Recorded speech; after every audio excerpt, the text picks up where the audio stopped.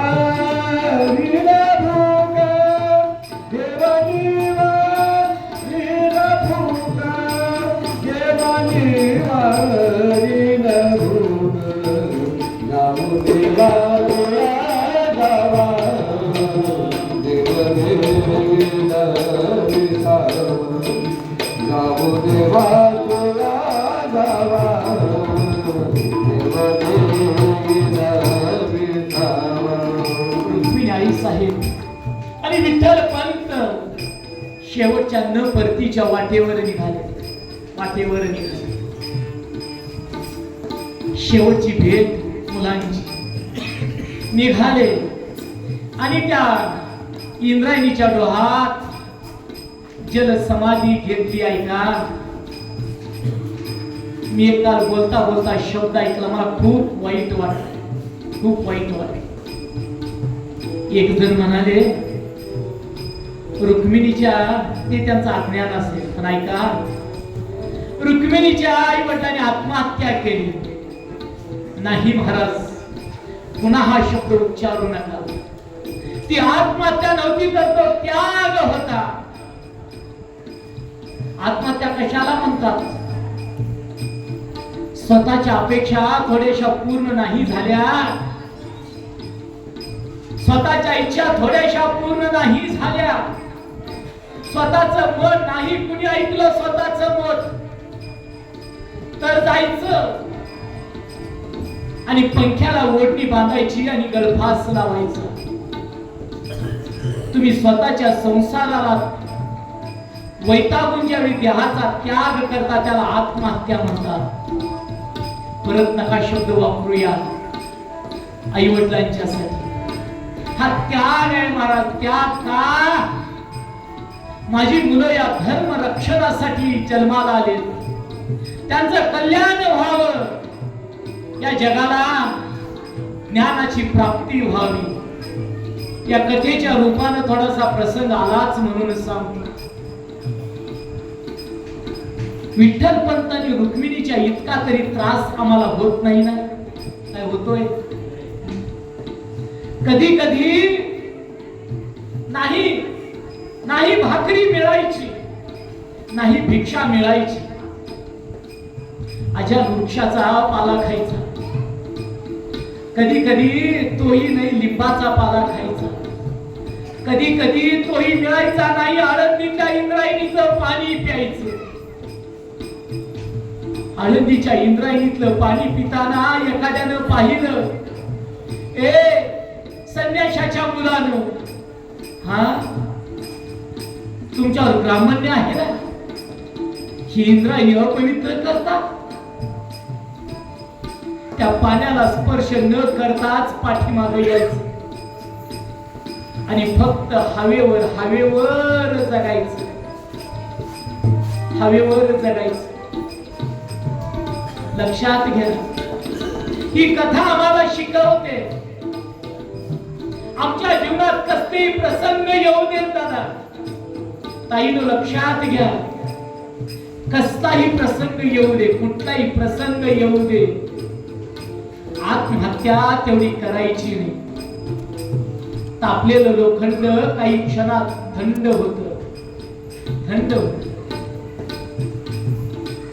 एखादी वडील कर्ज बाजारी होतात आणि मग शेतकरी वैतागतो. मुलगा म्हणतो, बाबा उद्या फी भरायची आहे शाळेची, बाबा पैसे आहेत का हो बाबा तुमच्याकडे? सरांनी सांगितलं उद्या फी नाही भरलास तर तुझा फॉर्म भरला जाणार नाही बाबा. बाबा वैतागतो. ताईनी म्हणते, बाबा मला एक ड्रेस घ्यायचा आहे हो बाबा, आणाल का उद्या दिवाळीला ड्रेस?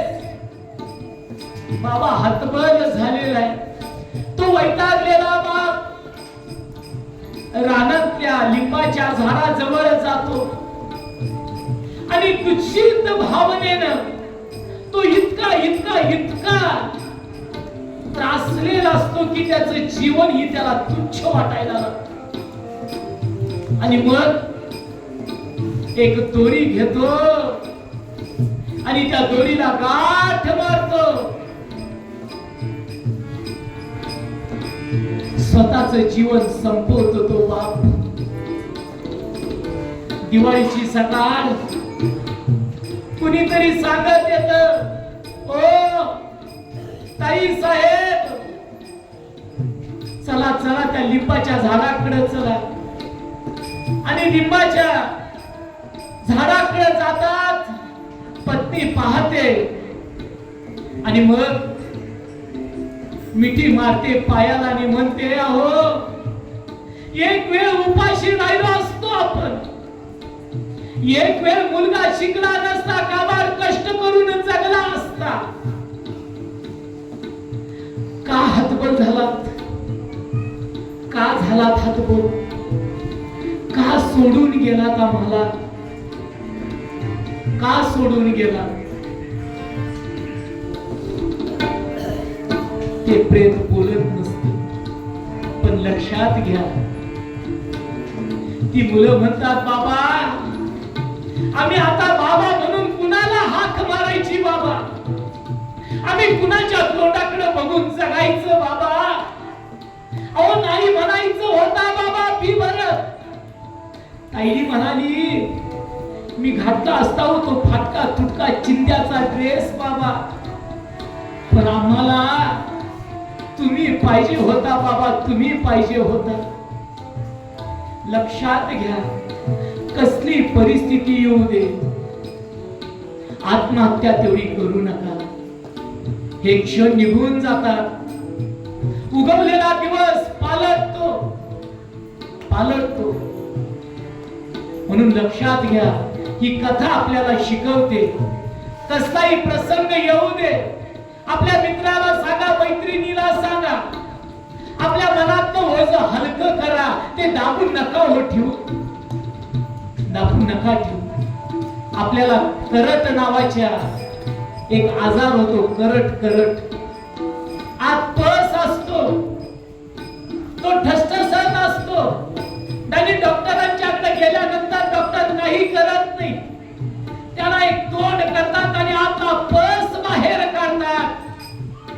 वेळानं त्या वेदना जशा थांबतात तसं बोला, कुणाच्या जवळ तरी बोला. नाही कुणा माणसांच्यावर तुमचा विश्वास. काल जिथं येऊन थांबलो होतो माहेरचा बाळकृष्ण तरी तुमच्या हक्काचा आहे ना. ज्यावेळी तुम्हाला वाटेल विष प्यावं, ज्यावेळी वाटेल आत्महत्या करावी, ती दोरी घ्यावी, त्यावेळी त्या बाळकृष्णाला लोटांगण घाला आणि सांगा, ए बाळकृष्ण, तूच माझा तारणार आहेस. नाही, तुझ्याशिवाय मला कोणाचा आधार नाही रे आता देवा.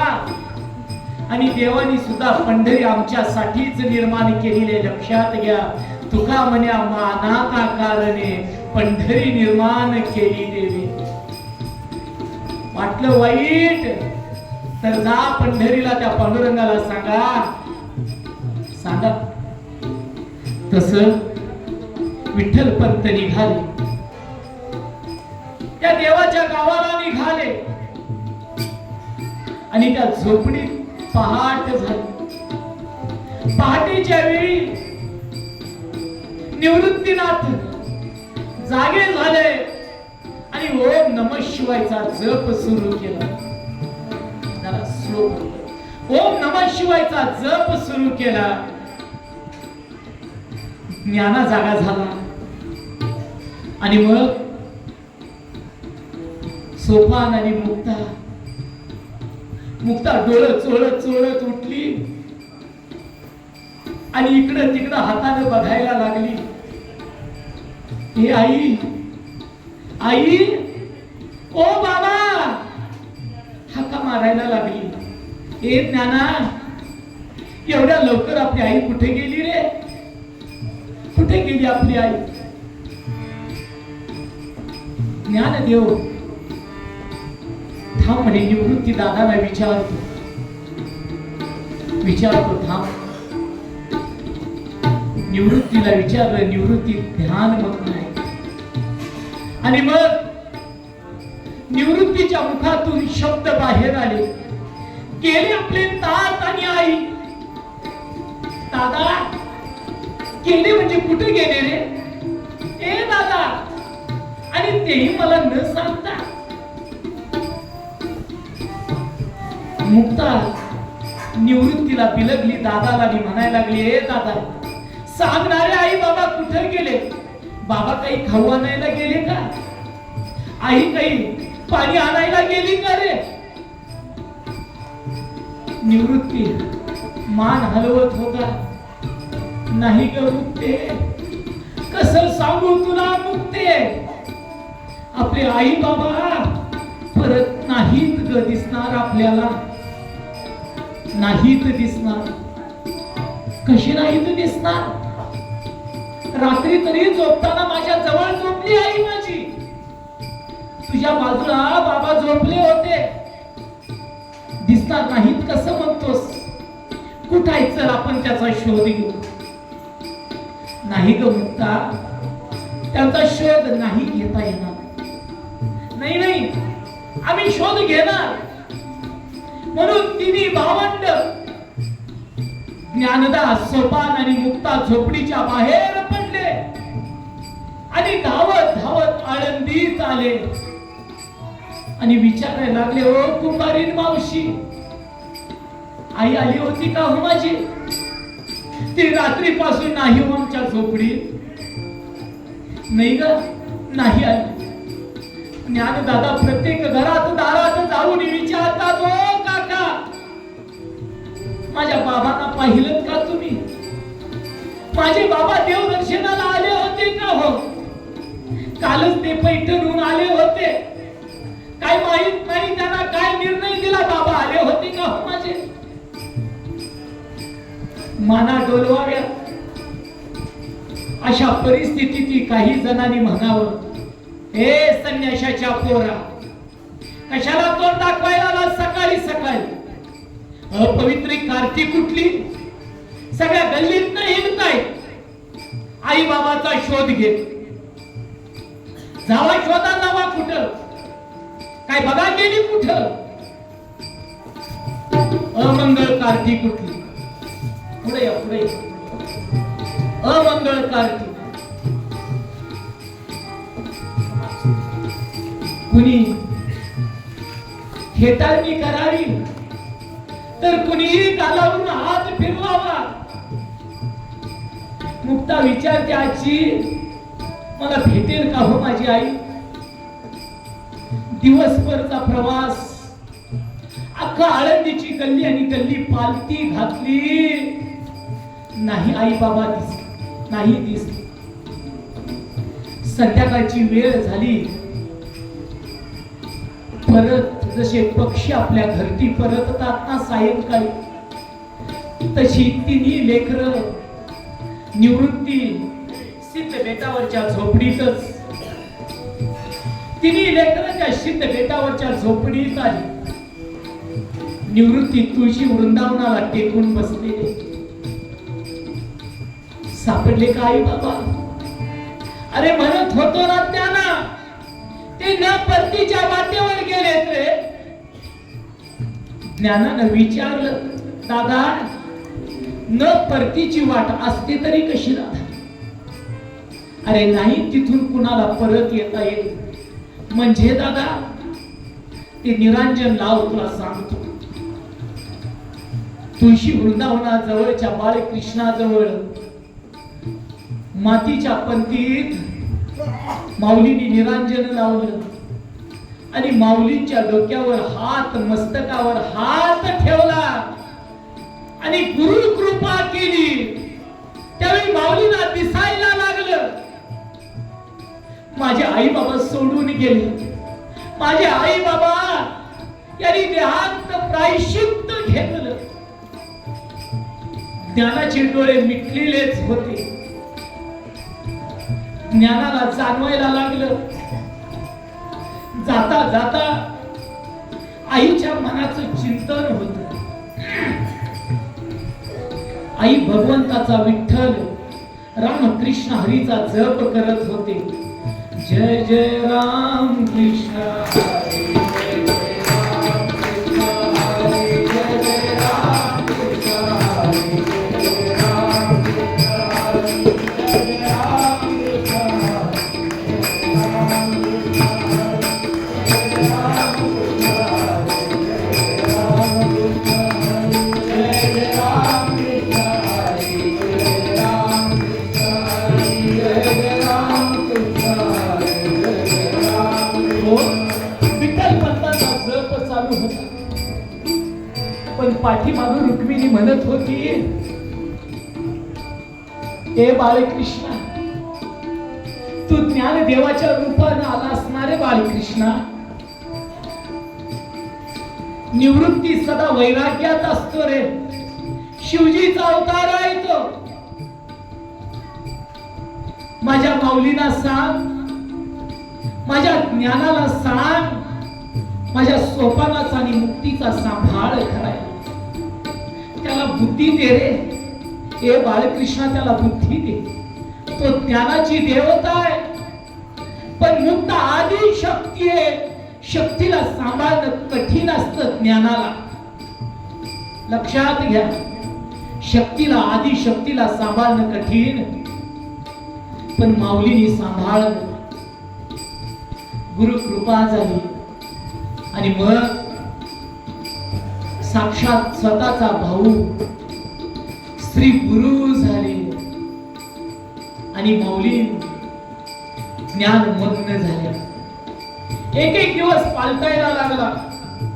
पालत्यात असताना माऊलींना सांगितलं, निवृत्तीनाथाने गावातून भिक्षा नावी, गावातून भिक्षा नावी. त्या बाळाला तेवढं पाठीमागे,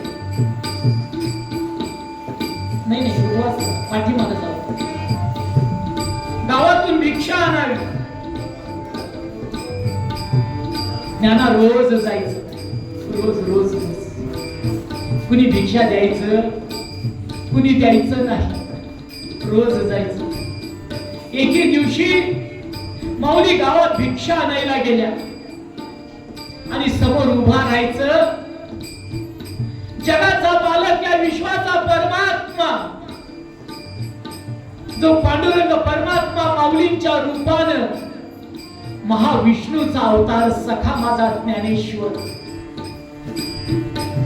ज्ञानाचा सागर सखा माझा ज्ञानेश्वर, ज्ञानाचा सागर सखा माझा ज्ञानेश्वर, ज्ञानाचा सागर सखा माझा ज्ञानेश्वर, ज्ञानाचा सागर सखा माझा सखा माझा ज्ञानेश्वर, सखा माझा ज्ञानेश्वर, सखा माझा ज्ञानेश्वर, ज्ञानाचा सागर सखा माझा ज्ञानेश्वर. ज्ञानाचा सागर असणारे, तुम्ही हळूहळू, ज्ञानाचा सागर असणारे माऊली, या विश्वाचे मालक, आई विश्वाचा परमात्मा, काय महाराजच्या आनंदीकरांचं भाग्य असेल. विचार करा, जगाचा मालक झोळी घेऊन दारात उभा राहत होता, झोळी घेऊन, आणि म्हणत होता भिक्षाम देही म्हणत होता. पण नाही आळंदी कळाना, कळला देव. तुमचं आमचंही तसंच असतं. या जगात चांगली माणसं जन्माला येतात, अवताराला येतात, पण ती नाही कळत, आणि गेल्यानंतर आम्ही रडत बसतो, रडत बसतो. आम्ही एका एका तुकड्यासाठी भांडतो, जमिनीची वाटणी करतो, दोघा भावांच्या जमिनीच्या मध्ये बांध घालतो, त्या बांधावर एक काळा दगड ठेवतो, त्याचं नाव शिव असत. त्या शिवेच्या अलीकडून आणि पलीकडून दोघं भाऊ भांडत असतात. एकदा दुसऱ्याला म्हणत असतो, तोंड पाहणार नाही तुझं जन्मा. दुसरा म्हणतो, इकडे आलास तर तुझा पाय काढी. लक्षात घ्या. आणि तो शिवेचा दगड हसत असतो. अरे वेड्यानो, दोघं एवढ्या एवढ्या तुकड्यासाठी भांडत आहात. तुम्हाला दोघांना एक दिवशी या बांधाच्या पोटातली मातीच व्हायचं आहे. कशासाठी भांडतात? ही कथा शिकवते आपल्याला, कथा शिकवते. ती शिव सांगते, एक दिवशी तुम्ही दोघं सोडून जाल. हा बांध, हा दगड इथंच राहील, तुम्ही मात्र जाल. आणि दादाचा मृत्यू होतो, आणि लहानगा धावत येतो, ए दादा, अरे मला सोडून गेलास का? त्या दादाला जर असताना बोललं असतं ना, किती आनंद झाला असता. तुम्ही जरूर वेगळं राहा, पण प्रेमानं राहा. आमच्या तुकोबारायाने शिकवलं. ज्यावेळी तुकोबारायान अनुग्रह झाला आणि कान्होबा भेटायला आले, तुकोबाराय म्हणाले, मला आता प्रपंच करायचा नाही कान्होबा, तुझी वाटणी करून घे. ती सगळी कर्ज खत, तुला जी कर्ज खत पाहिजे ती तू घे, उरलेली मला दे. नाहीतर उद्या जग म्हणेल भावाची सुद्धा कर्ज खत भावाला सुद्धा उघड्यावर पाडलं या तुकोबाने. वेगळं राहायचं असेल तर तुकोबांच्या सारखं राहा. तुकोबाराय शिकवतात आम्हाला, शेवटपर्यंत जमिनीचा विभाग होऊ दे, पण मनातल्या प्रेमाला विभाग होऊन देऊ नका. का सांगू? अंगावर मारलेला वळ काही तासात निघून जातो, पण शब्दाच्या बोलण्याने केलेले वळ मरोपर्यंत राहतात, मरोपर्यंत राहतात. म्हणून बोलताना शब्द जपून वापरा. आणि मग ज्ञानाला बोलत होते. एके दिवशी ज्ञाना उभा राहिला. 2 दिवसाचं विकलेलं अन्न घालण्याची कुबुद्धी एका दानशूर व्यक्तीला झाली आळंदीतल्या. त्यानं ते कुजलेलं वास मारायला लागलेलं अन्न जगाच्या मालकाच्या झोळीत घातलं. ज्ञानेश्वरांचं मन अखंड विठ्ठल विठ्ठल नामस्मरणात झोळी ओझी लागायला लागली. ज्ञानोबाला वाटलं आज भरपूर मिळालं. ज्ञानोबा सिद्ध बेटाकडे निघाले. जवळ येताच मुक्तीनं पाहिलं, आज दादाची झोळी भरलेली दिसते हो. आज काहीतरी चांगलं चुंगलं घेणार बर. ए दादा, काय आणलास रे झोळीतून? ए मुक्ता, हे घे. नाही मला माहित काय दिलं आपल्याला आज खायला, तूच बघ आणि आपण सगळे मिळून खाऊ हो. ज्ञानोबा शिकवतात, मिळून खाण्याचा जो आनंद आहे, वाटून खाण्याचा जो आनंद आहे, तो एकटं खाण्यात नाही महाराज. आपण लहान होतो, आपण शाळेला जायचो. पहिली दुसरी तिसरीच्या शाळेत असताना गोल करून बसायचो, आपापले डबे उघडायचो. कुणाचं गाठोड फडक्यात तासायचं, कुणाची तेल चटणी, तर कुणाची बाजरीची भाकरी आणि ठेचा, तर कुणाची कालची शिळी चपाती. पण त्या मित्रात प्रेम होतं, मैत्रिणीत प्रेम होतं. आपल्या ताटातलं सगळ्यांना थोडं थोडं थोडं आपल्या डब्यातलं द्यायचं, आपल्या गाठोड्यातलं थोडं थोडं सगळ्यांना वाटायचं आणि गोल बसून खायचं. हाच तो गोपाळ काला आज विसरलो तर. प्रत्येक जण ताट भरून घ्यायचं, त्या टीव्हीच्या समोर बसायचं, आपल्या खोलीत जायचं आणि टीव्हीकडे बघत बघत बघत गिळायचं, जेवायचं नाही. कसा तो प्रसाद पचेल आम्हाला. अन्न हे पूर्ण ब्रह्म आहे. तुम्ही एकत्र बसा. ही कथा झाल्यावर जरी तुम्ही वेगळं राहत असाल तर सोप्यात सगळेजण एकत्र बसा. एक दिवस प्रयोग करून बघा महाराज, प्रयोग करून बघा.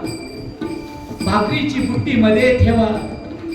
काही माझ्या माऊली म्हणतील आमच्यात पद्धत आहे, पुरुष जेवल्याशिवाय आम्हाला अधिकार नाही जेवायचा. नाही, आपण सगळी भगवंताची लेकरं आहोत. एकत्र बसा, आपापलं ताट वाढून घ्या आणि गोल बसा आणि जेवायला गप्पा मारत सुरू करा. किंवा जेवोपर्यंत तरी मोबाईल स्विच ऑफ ठेवा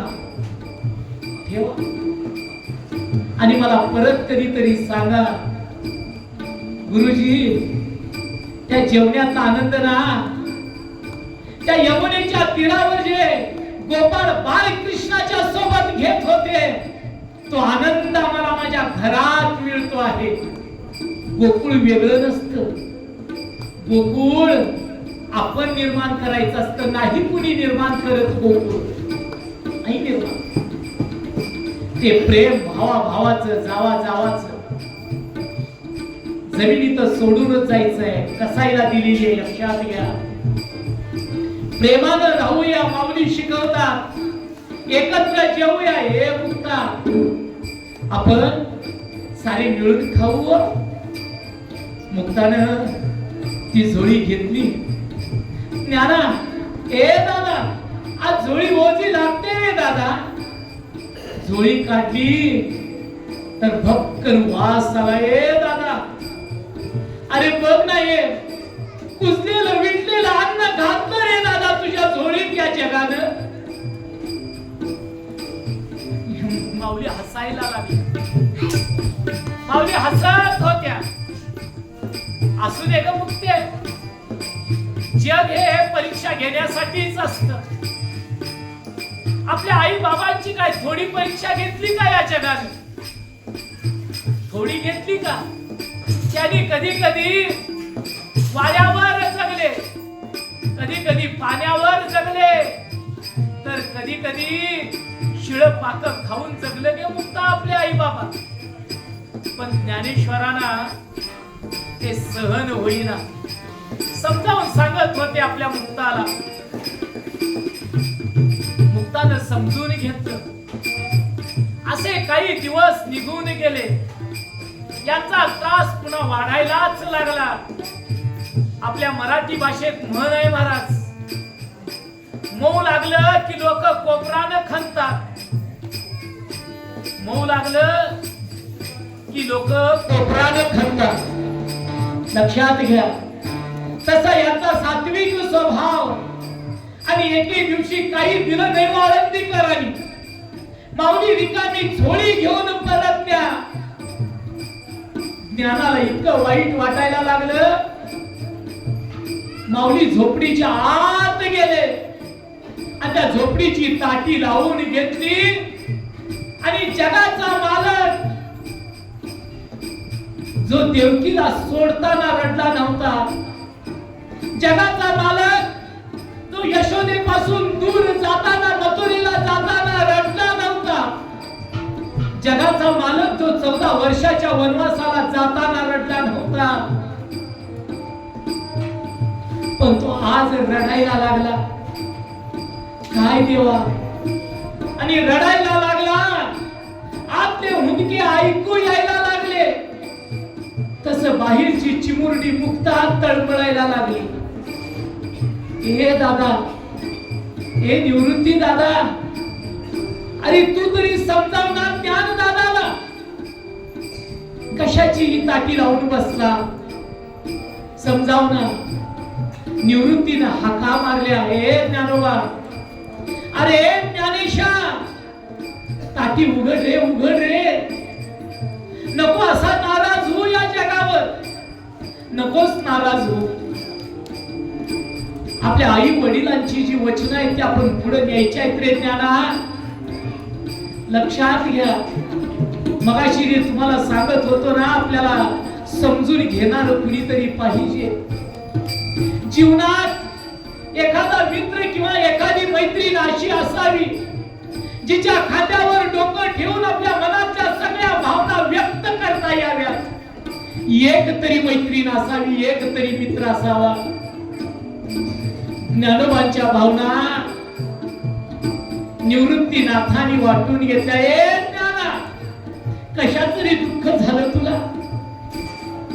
ज्ञानोबा सांगायला लागले, कारण तो हुंदका अंतःकरणाचा इतका दाटून आलेला होता. माऊली व्यक्त व्हायला लागल्या, पण ताटी उघडे ना. बहिणीची चलबिचल झाली. लक्षात ठेवा, रक्षाबंधनला त्या बहिणी आपल्याला धागा बांधतात.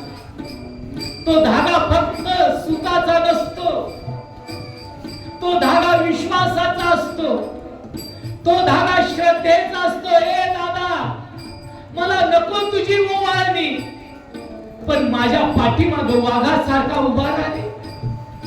आई वडिलांच्या पश्चात मला काही त्रास झाला ना दादा, तर मी किमान तुझ्या जवळ तरी येऊन व्यक्त करते रे दादा. म्हणून आपल्या बहिणीशी खंबीर पाठीशी उभा राहा. बहिणीच्या नका फक्त रक्षाबंधनला जाऊ, आधेमध्ये जात जा बहिणीकडे. असेल गरीब पत्र्यात राहत, जा तिच्याकडे. असेल आपण श्रीमंत, तिच्या फाटक्या टाकलेल्या तटावर पोत्यावर बसा. ती प्रेमानं खाऊ घालते, ते आनंदानं खा. तुमच्या बहिणीला नक्की वाटेल माझं माग कुणीतरी आहे. बरं आहे. पाळा पाळा ही पथ्य पाळूया आपण. आणि मग मुक्ता ताटीवर हात मारायला लागली आणि मुक्ताच्या मुखातून प्रासादिक वाणी बाहेर पडली. योगी पावन मनाचा, योगी पावन मनाचा, योगी पावन मनाचा, योगी पावन मनाचा, योगी पावन मनाचा, योगी पावन मनाचा, योगी पावन मनाचा, योगी पावन मनाचा, योगी पावन मनाचा.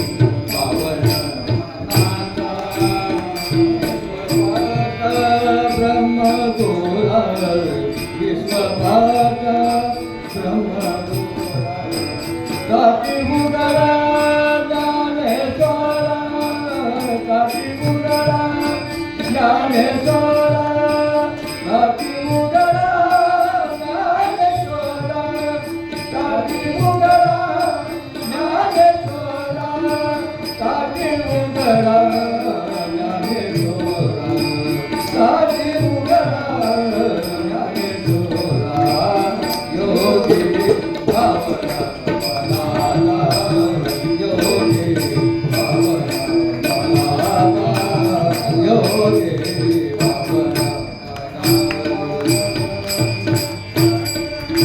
गजनाथा साई अपरा, गजनाथा योगी भावना मनाला, योगी भावना मनाला, योगी भावना मनाला. मुक्ताई आपल्या दादाला विनंती करते, दादा ताटी उघडणार आहे दादा, ताटी उघडणार दादा, नाही सहन होत तुझा विरह आम्हाला. दादा ताटी उघड, शब्द जरी झाले क्लेश तरी संती मानावा उपदेश. कुणी आपल्याला बोललं शब्दाचे क्लेश झाले तरी माऊलीना मुक्ताई म्हणते, ज्ञाना तो उपदेश मानायचा ज्ञाना. जग जरी झाले वनही तरी संती सुखी व्हावे पाणी. लक्षात घ्या, दगडाला दगड घासला तर ठिणग्या उडतात, दगडाला दगड घासला तर ठिणग्या उडतात, पण एकमेकाचं घर्षण नाही झालं तर तिथं संघर्ष निर्माण होत नाही.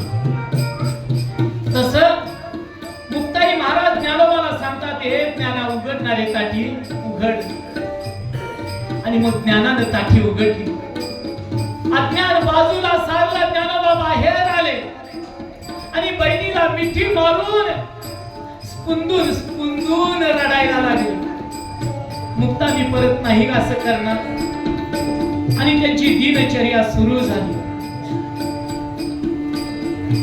आणि त्यांना वाटायला लागलं, आता आपण कुठं जाऊया? पैठणला. का जाऊया? कारण आपल्या आई बाबांनी ज्या देहांत प्रायश्चित्त घेतलेलं आहे तिथं आपण जाऊया. त्या पैठणच्या ब्रह्मवृंदानं आपल्या आई वडिलांना देहांत प्रायश्चित्त घ्यायला लावलं. आपल्याला शुद्धीपत्र आणावंच लागेल. निवृत्ती म्हणायला लागला, साक्षात शिवजींचे अवतार, नाही जायचं. काय विचारायचंय त्यांना? अरे आपण मुळात जितकं शुद्ध आहोत, आपले आई वडील शुद्ध, आणि कशाचं शुद्धीपत्र घ्यायचं त्यांच्याकडून? माऊली समजावून सांगत होत्या, ए दादा नाही रे, कशाला गेले असते आपले बाबा तिथं? कशाला गेले असते? आपल्याला जावंच लागेल, आपल्या आई वडिलांच्या साठी जावंच लागेल. आणि मग निवृत्ती तयार झाला आणि 4 भावंड पैठणच्या दिशेनं पायपीट करत निघाले. पैठणच्या दिशेनं पायपीट करत निघाली. त्यावेळेचं प्रतिष्ठान, पायात चपला नाहीत, त्या रंध्रच्या उन्हात चालायचं,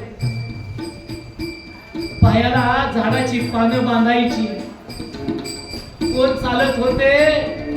साक्षात 3 देव. कुणासाठी? तर तुमच्या आमच्यासाठी चालत होते. का? तर शुद्धीपत्र आणायचं होतं. ते त्यांचं नव्हे, आपल्या सर्वांचं आणायचं होतं. या 18 पगड जातीचं शुद्धीपत्र आणायचं होतं. कारण यानापुढे ज्ञानेश्वरीच्या रूपानं आम्हाला सर्वांना शुद्ध करायचं होतं. निघाले, पैठणात आले आणि कृष्णाजी देवकुळे नावाचे वडिलांचे मामा राहत होते पैठणला. त्यांच्या घरी गेले, हाक मारली, आजोबा, अरे कोण? आम्ही आळंदीहून आलो. अरे पण कोण तुम्ही? त्या थरथरत्या कृष्णाजी पंताच्या पत्नीने विचारलं, अरे कोण आहात तुम्ही? लहान दिसता खूप. ज्ञानोबा बोलले, आम्ही विठ्ठल पंत कुलकर्णींची मुलं. अरे आपल्या विठ्ठलाची आत या ना, आत या ना. अरे काय ते मेले, तुम्हाला ग्रामपंचायत दिलं रे? एवढ्या लहान वयात ते किती कष्ट उपस्थ आहात तुम्ही. आत या रे, आत या. ओसरीवर बसवलं. मुक्ताच्या गालावरून आजीनं हात फिरवला. मुक्ता म्हणायला लागली, आजी, आई गेल्यापासून कुणी नव्हता ग स्पर्श केला असा. आजी, कुणी नव्हतं मला आपलं म्हणणार, कुणी नव्हतं. माझ्या ज्ञान दादानं मला सांभाळलं. रोज माझी वेणी घालायचा, रोज फणी करायचा ज्ञान दादा माझा. रोज नाहू माखू घालायचा मला. कुणी कुणी कुणी मला आपलं म्हणलं नाही आम्हाला. आजी म्हणाली, आता आम्ही आहोत ना.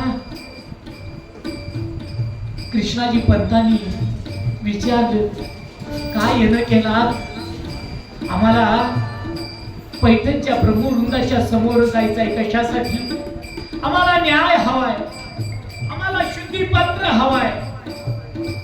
आणि शुद्धीपत्र हवाय म्हणल्यानंतर पत्र लिहिलं. उद्या सकाळीच जाऊ. ब्रह्मेश्वर शास्त्री तिथं धर्माचे प्रमुख आहेत, धर्मशास्त्राचे प्रमुख आहेत. केशव पंत आहे. न्याय मिळेल हो. कमीत कमी तुमच्याकडे पाहून तरी न्याय मिळेल. आणि किती निरागस, किती तेजस्वी आहात तुम्ही. नक्की न्याय मिळेल तुम्हाला. दुसऱ्या दिवशी सकाळी तो न्यायाचा अर्ज पैठणच्या त्या ब्रह्मवृंदाच्या समोर ठेवायचा होता. ते धर्मपीठ जमलं होतं. कपाळाला टिळे, ते घारोळे डोळे आणि कुजबूज चालू झाली. ऐकलं का? ऐकलं का? त्या संन्याशाची मुलं आलीत म्हणे. अगोदर आळंदी अपवित्र केली आणि आता पैठण अपवित्र करायला आले. कशाचा तो न्याय? संन्याशाच्या पोरांचा. करंटी कुठली? ही चारी मुलं तिथं येत होती. या अवहेलना, हा मत्सर, हे तिरस्काराचे बोल कानावर पडत होते. काही बोलत नव्हते. पुढं आले. ब्रह्मेश्वर शास्त्रींना नमस्कार केला. कुठून आलात? आळंदीहून आलो. कशासाठी? न्याय हवाय. कुणाचा? आमच्या तात म्हणजे आमचे विठ्ठलपंत कुलकर्णींना तुम्हीच देहांत प्रायश्चित्त दिला.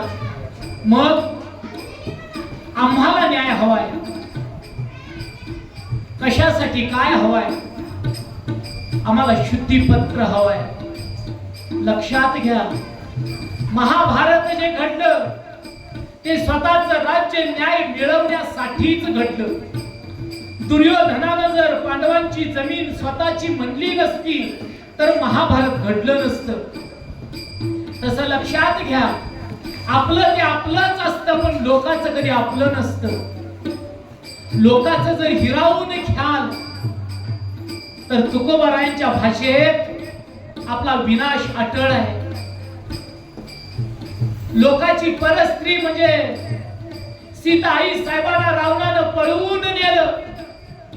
जिची पत्नी मंदोदरी ही जगाच्या 5 पतिव्रतात सामर्थ्यवान होती. सीता, अहिल्या, मंदोदरी, तारा. मंदोदरीचा क्रमांक लागतो, पण नाही वाचला रावण. संप्रदाय शिकवतो परस्त्री माते समान शिकवतो. परधन विषा समान. परक्याचं धन ते आपलं नाही, आपलं नाही, लक्षात घ्या. आणि जर परक्याचं धन आम्ही हिरावून घेतलं, परक्याचं धन जर फसवून बळजबरीनं घेतलं, तर नीतीचा न्याय भोगावाच लागतो. केले त्याची कर्म भोगा आले, हे शास्त्र बोलत. म्हणून नाही, आपलं ते आपलं. काय म्हणाला? शुद्धीपत्र कशासाठी हवाय? शुद्धीपत्र आमच्या आई वडिलांनी त्याग केला ना. त्यावेळी विचारलं माऊलींना, म्हणजे कशासाठी हवाय? माऊलींनी सगळा इतिहास आपल्या कुटुंबाचा सांगितला. कोण होते विठ्ठलपंत, का संन्यास घेतला, का वैराग्याची ओढ होती. परत श्रीपाद रामानंद स्वामींच्या गुरु आज्ञेने ते पुन्हा प्रपंचात आले. पुन्हा आम्ही जन्माला आलो. पुन्हा पुन्हा त्र्यंबकेश्वरी गैनीनाथांनी कृपा केली दादांच्यावर, आणि आमच्यावर गैनीनाथांनी, निवृत्तीनाथांनी केली. आणि मग देहांत प्रायश्चित्तानंतर आमचे आई बाबा आम्हाला सोडून गेले. त्यांच्या इच्छेसाठी आम्हाला शुद्धीपत्र हवाय.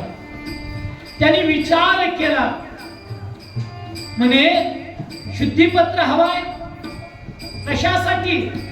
आमच्या जवळचं ज्ञान जगाला देण्यासाठी. आमच्या बाबांची इच्छा होती. काय म्हणालास? तुझ्या जवळचं ज्ञान जगाला? अरे कोण तो सामान्याचा अधिकार?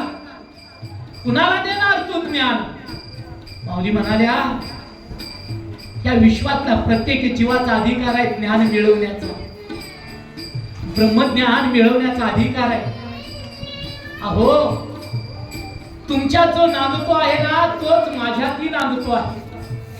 तुमचा जो आत्मा आहे तोच माझ्यातही आहे. काय म्हणाला?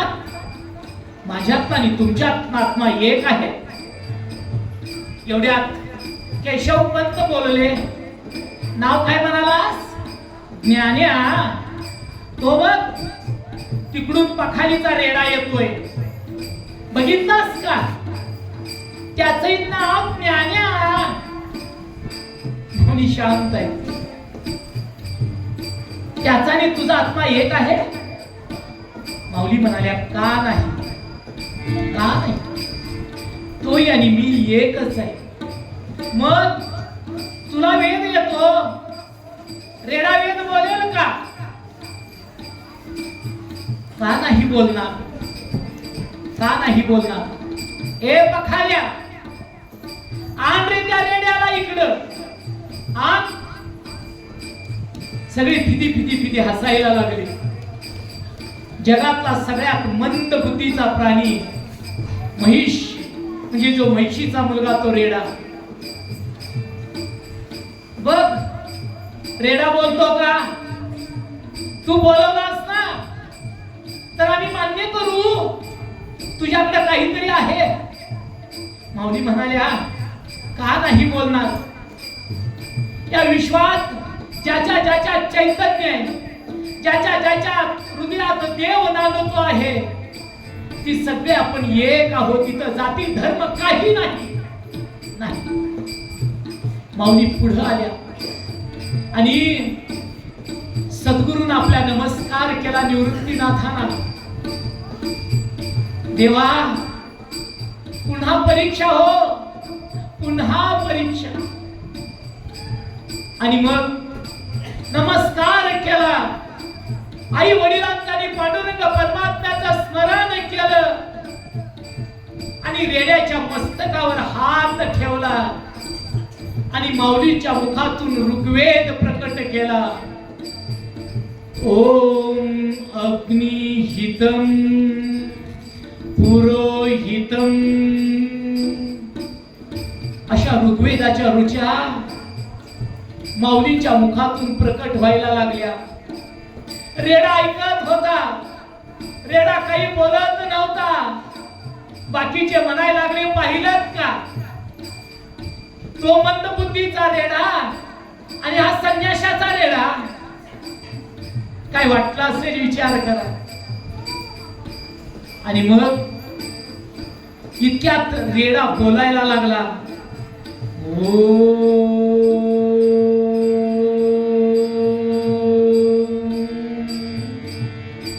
हा आवाज ज्यावेळी त्या पैठणच्या ब्रह्मवृंदाच्या समोर त्या रेड्याच्या मुखातून बाहेर पडला. अग्निहितम. अवाक झाले, अवाक झाले. आणि मग लोक कुजबुजायला लागली. काय ज्ञानोबाची ख्याती, काय ज्ञानोबाची ख्याती. काय सांगू देवा ज्ञानोबाची ख्याती, काय सांगू देवा ज्ञानोबाची ख्याती. ज्ञानोबाची वेदमय जमोके बोललेला, बोललेला वेदमय जमोके बोललेला, बोललेला वेदमय जमोके बोललेला. काय सांगू देवा ज्ञानोबाची ख्याती, काय सांगू देवा ज्ञानोबाची ख्याती.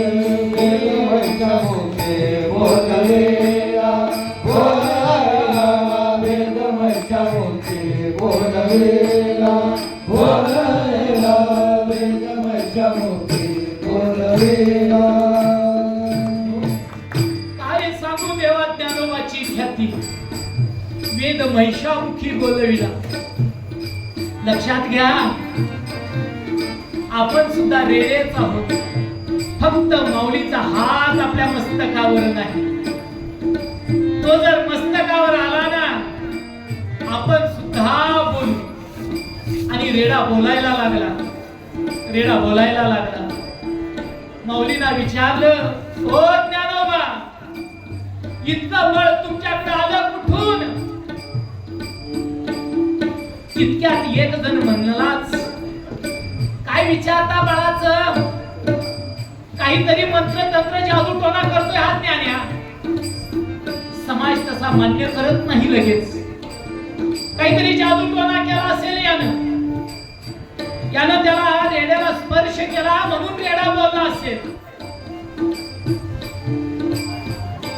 ओ केशवपंत,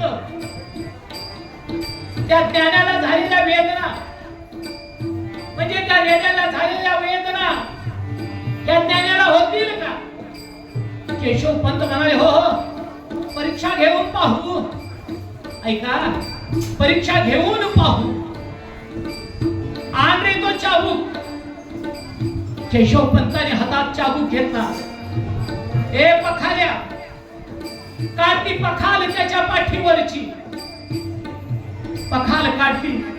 तांब्याची पखाल म्हणजे पाणी वाहून आणण्यासाठी पूर्वीच्या काळी रेड्याच्या पाठीवरून वापरण्याचं पाणी आणत होते प्रत्येक गावात. ओढ्याचं, नदीचं. पखाल काढली. अरे तो चाबूक, तो असूड इकडा. असूड आणला. हे ज्ञान्या, मी या रेड्याच्या पाठीवर चाबकाचे असूड ओढतोय. अरे त्याच्या वेदना तुला होतील का? माऊली म्हणाले, हा, संताला नेहमी दुसऱ्याच्या वेदना होत असतात. बरं, संतांना नेहमी दुसऱ्याच्या दुःखाची जाणीव असते. काहीतरी नको थोतांड सांगू. आला मोठा संत, आणतो चाबूक. आणि चाबकाचे फटके त्या पखाल वाहणाऱ्या रेड्याच्या पाठीवर उठवायला लागले. एक फटका पहिला मारला आणि वर माझ्या माऊलीच्या पाठीवर उठला. ती कोरी पान पाठ काळीबोर झाली. जगाच्या मालकाच्या पाठीवर वळ उठत होते. दुसरा, तिसरा, चौथा. रेडा तसाच शांत उभा आणि वळ मात्र माझ्या माऊलीच्या पाठीवर. पाठ अशी हिरवीगार निळी भोर झाली. बाकीच्यांच्या डोळ्यात अश्रू यायला लागले. काय देवा, काय तुमची ख्याती. स्वामी विवेकानंदांचे गुरु रामकृष्ण परमहंस रस्त्याने जात असताना एका बैलाला तो मारतोय म्हणून त्याचा मालक चावकाने फटके मारत होता झाडाला बांधून. रामकृष्ण परमहंस जवळ गेले, का मारतोस याला? अरे काय या बिचाऱ्या प्राण्याने तुझं केलंय रे? आम्ही सांगू का? बैल मागं पडला की प्राण्याच्या कातडीच्या वादीच्या चाबकाने त्याच्या पाठीवर आसूड ओढतो. त्या बैलावर दया करा, प्रेम करा, प्राण्यांच्यावर दया करा. रामकृष्ण परमहंस म्हणायला लागले, ए अरे का मारतोस त्याला? त्याच्यात ही देव आहे. आम्ही माणसं सांगू का?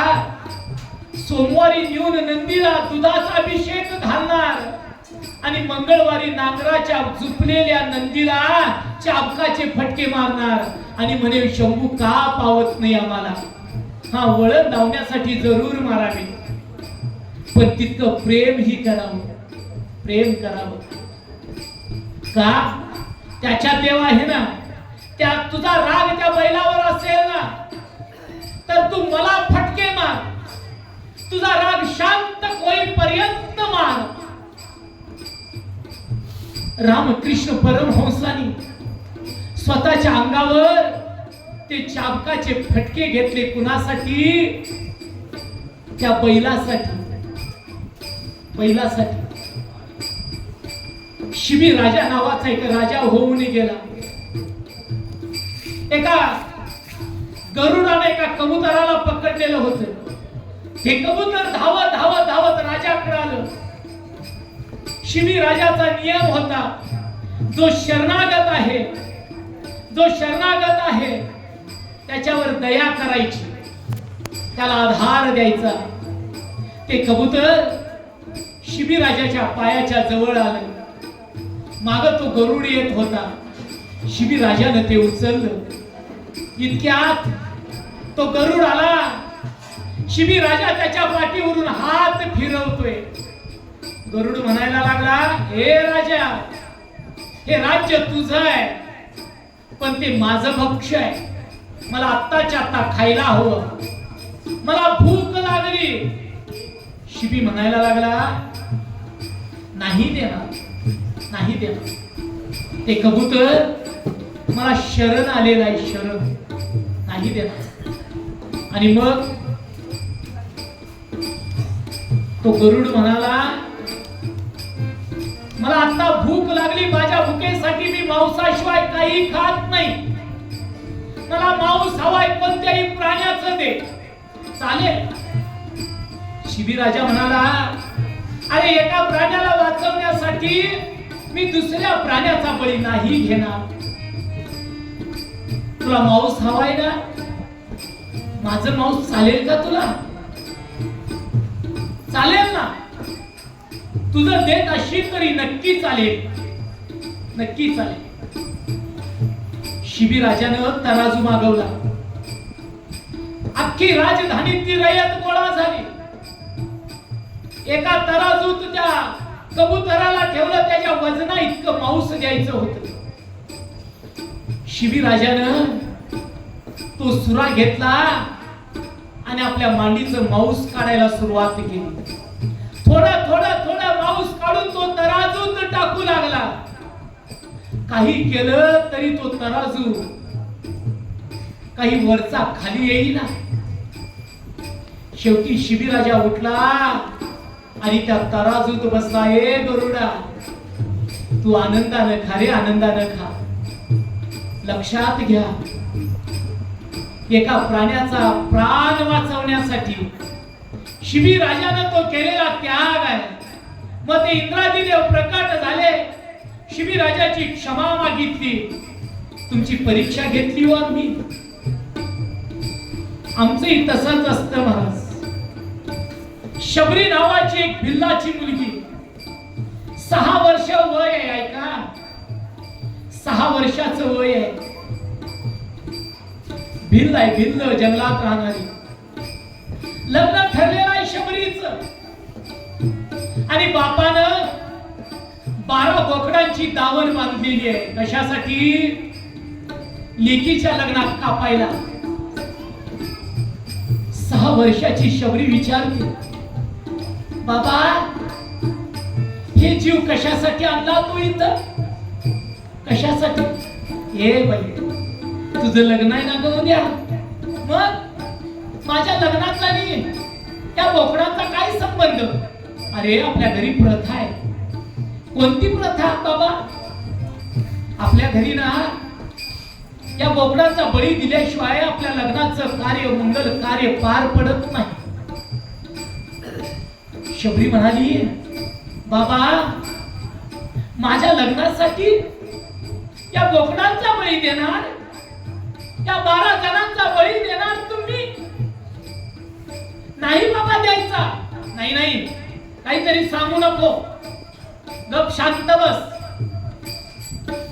शबरी विचार करायला लागली. माझं लग्न झालं तर बळी दिला जाणार आहे ना, माझं लग्नच झालं नाही तर? काय त्या बालमनातला विचार आहे?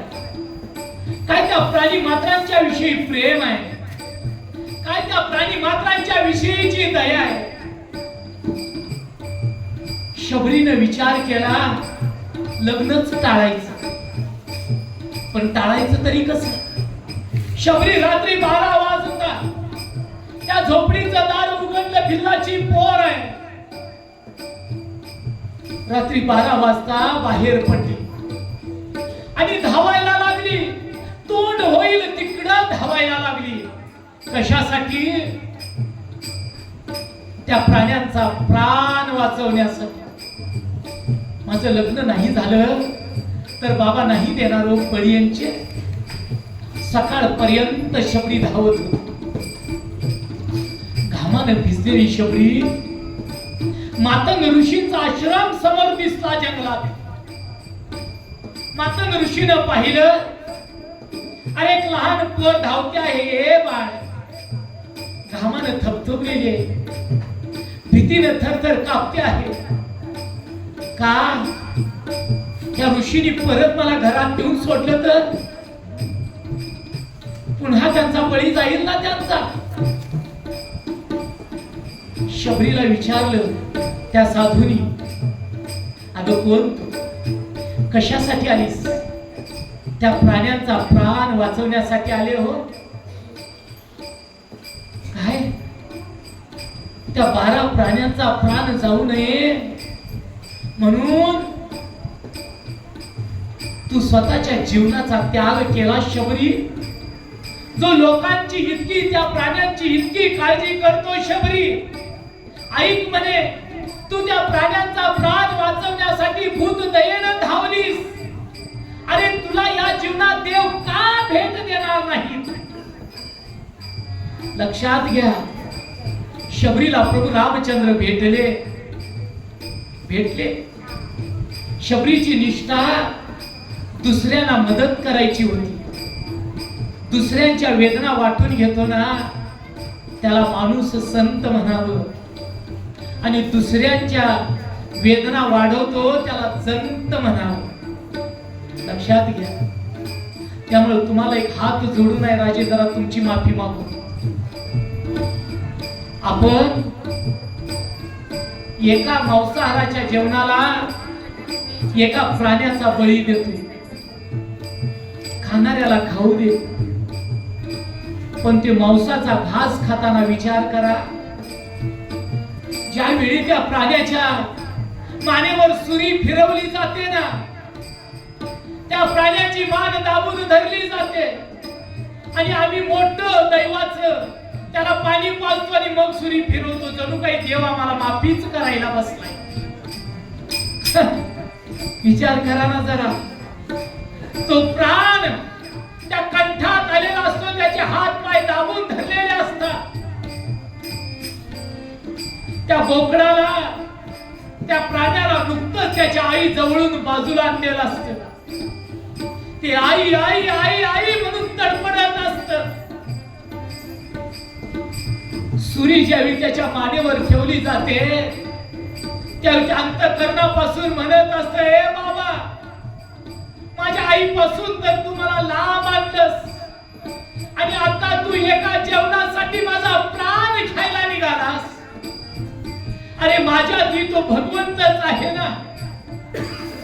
भगवंताचा गळा कापतोस काय, पण वरचा तेवढ्याच ताकदीनं सुरी फिरवत असतो. तो प्राणी शाप देत असतो.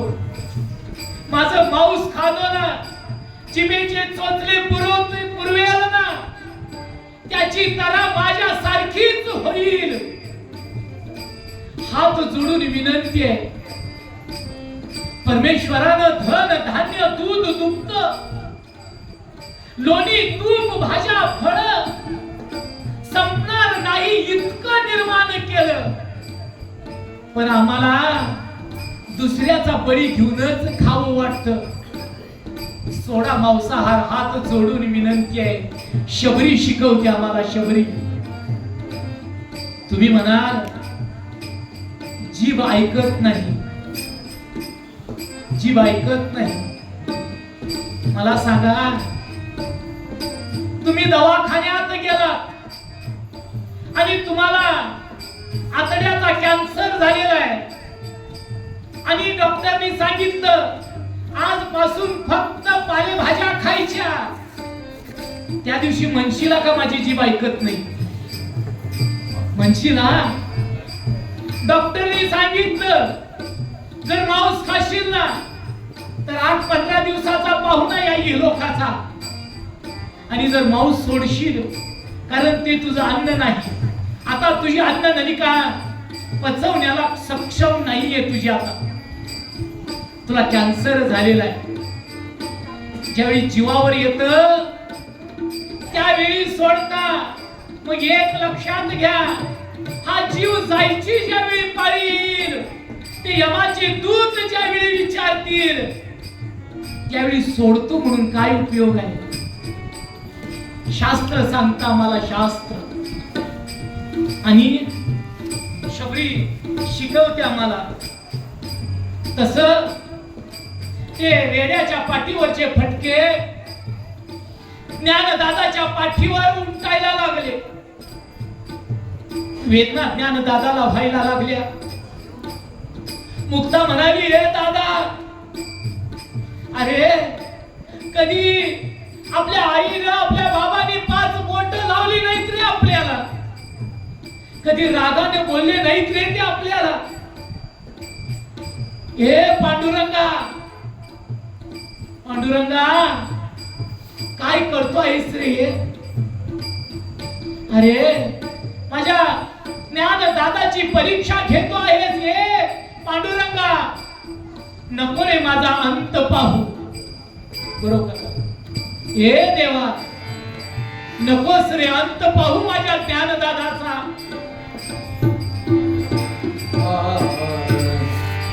नको देवराया अंत पाहू, सर्वता गावो पाहे. नको देवराया अंत पाहू, सर्वता गावो पाहे. नको देवराया मरणीचे फाडस व्यागे धरिये, मरणीचे फाडस व्यागे धरिये. मजलाची बाले कैसे देवा, मजलाची बाले कैसे देवा.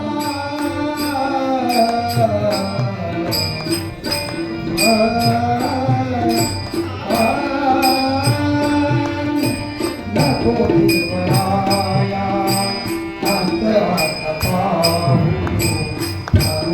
सर्वता गावो पाहे. नको देवराया अंत पाहू, सर्वता गावो पाहे.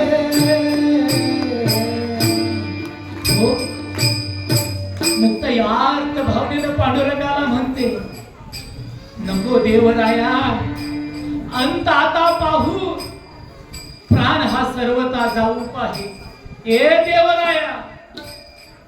आणि देव प्रकट झाले. देव सगळा पैठणचा ब्रह्मवृंद, सगळा समाज ज्या ज्ञानोबांची चिथू करत होता ना, त्यांच्या चरणावर लोटांगण घातलं. म्हणे आम्हाला क्षमा करा, क्षमा करा, क्षमा करा. आणि मग आणखी 2 दिवसांनी तुम्हाला आम्ही शुद्धीपत्र देतो.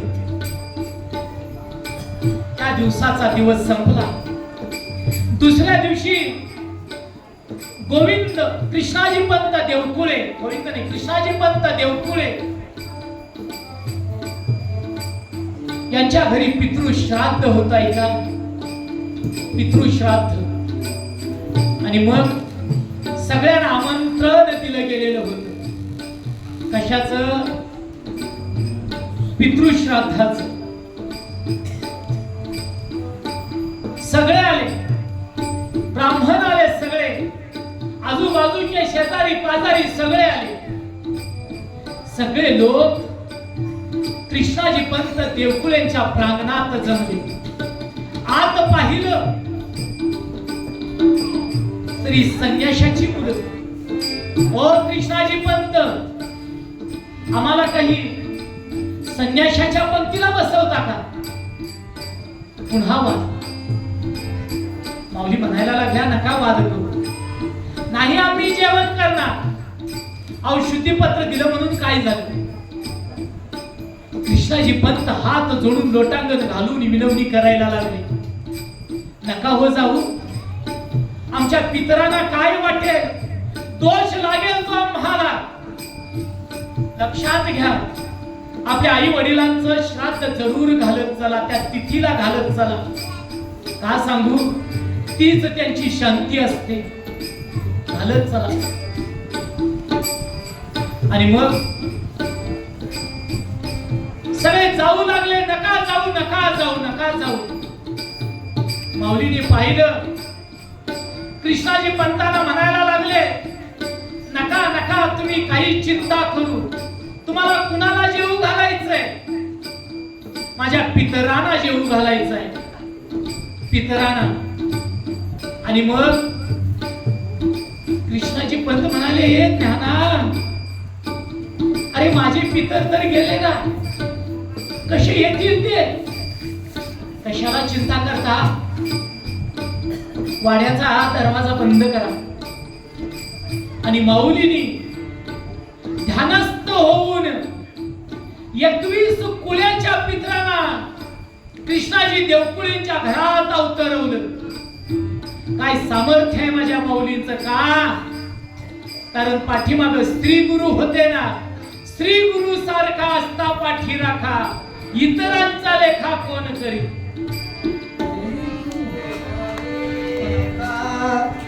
आता पाठी राखा, श्री गुरु साहेबा. आता पाठी राखा, श्री गुरु साहेबा. आता पाठी राखा, श्री गुरु साहेबा. आता पाठी राखा, श्री गुरु साहेबा. आता पाठी राखा, श्री गुरु साहेबा.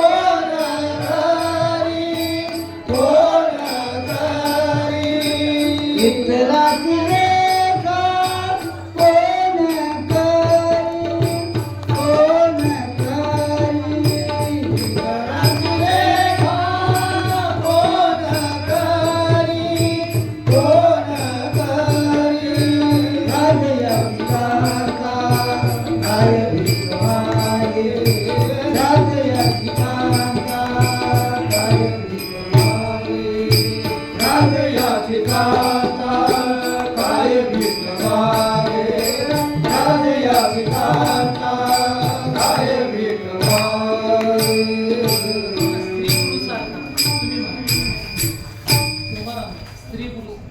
श्री गुरु सारखा असता पाठीराखा इतरांचा लेखा कोण करी.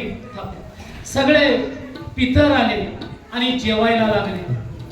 आल्यानंतर गावात कळालं की कृष्णाजी पंत देवकुळेंच्या घरी पितर आले आणि जेवतायत. अख्खं गाव कृष्णाजी पंतांच्या वाड्यासमोर जमलं आणि मग कळून चुकलं की हे कुणी सामान्य नाहीत. तिन्ही देव जैसे परब्रह्मीचे ठसे. हे तीन देवच आहेत. ते फक्त आणि फक्त मनुष्य रूपात तुमचं आमचं कल्याण करण्यासाठी आलेले आहेत. कल्याण करण्यासाठी. तुकोबाराय म्हणतात, जयाची द्वारी सोन्याचा पिंपळ अंगी ऐसे बळ रेडा बोले करील तो काय नोहे महाराज परी पाहे बीज. अगदी आमचं जर बीज शुद्ध असेल, आमचं जर चित्त शुद्ध असेल तर माऊली कृपा करतील, नक्की कृपा करतील. माऊली कनवाळू आहेत, माऊली कृपाळू आहेत. ही कथा शिकवते आपल्याला प्राणी मात्रांच्या वर दया करा, घरच्यांच्या वर प्रेम करा. करा प्रेम, नका भांडू. आला राग, तुम्ही म्हणाल मला राग खूप येतो, तर रागाचं उत्तर मौनात असतं. काही क्षण मौन पाळा, उत्तर जरूर मिळेल. पण आणि आम्ही मौन पाळत नाही, शब्दाला शब्द वाढवत नेतो. एक प्रसंग सांगतोय का.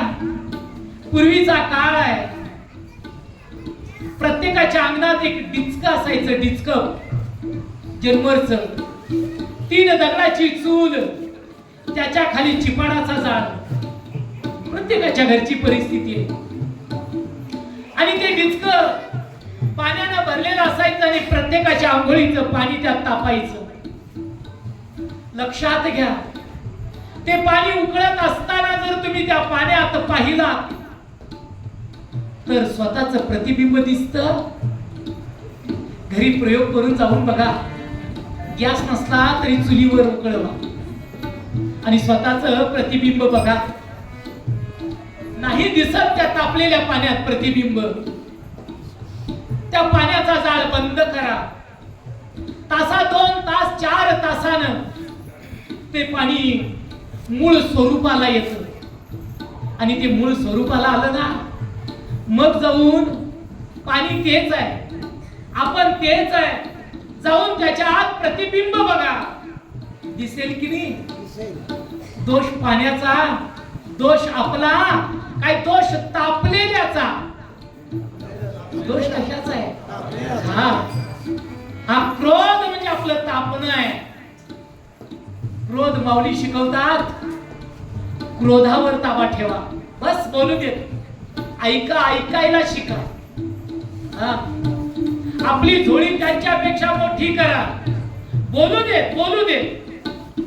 कारण ते बोलत असतात ना, त्यावेळी त्यांच्या मनातले आपल्या विषयीचे सगळे उद्वेग बाहेर पडत असतात. येऊ दे, एकदा त्यांना मोकळं होऊ दे. बोलून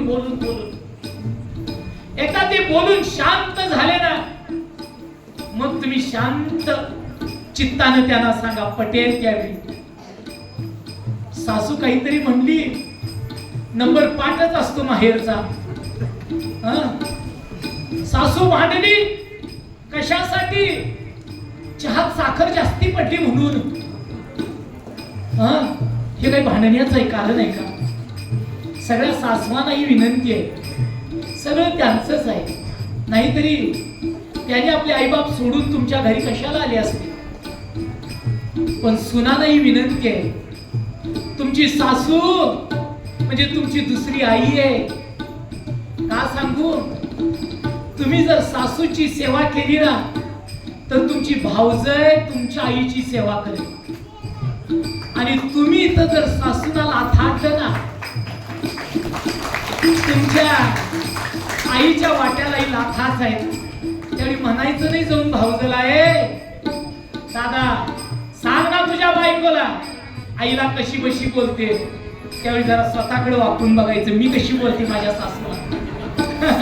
आत्मपरीक्षण करायचं. तुम्ही फार असू नका, आईची बाजू घेत चला. लक्षात घ्या, ह्याला प्रेम म्हणतात. आणि हेच जीवन आहे. या संसाराचा धागा एकच आहे, ते म्हणजे प्रेम.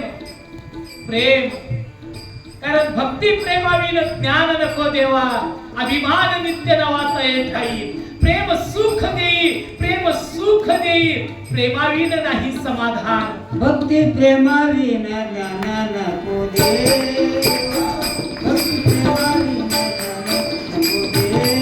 देवा, भक्ती प्रेमाविन ज्ञान नको देवा, भक्ती प्रेमाविन ज्ञान नको देवा,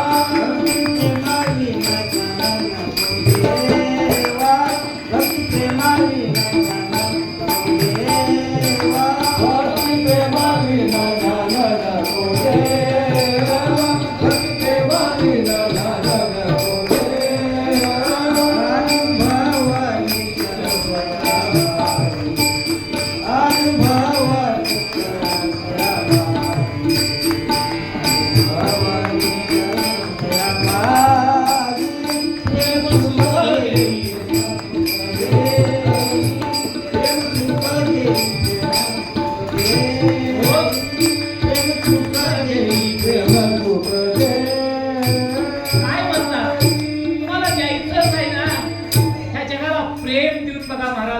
उदाहरण सांगतोय का? कुत्र्याच्या पाठीवरून जर हात फिरवला तर ते कुत्र शेपूट हलवत, आणि त्याला जर काठी उभारून गेला तर ते भुकत. मग हे प्रेम अंतःकरणात असावं लागतं.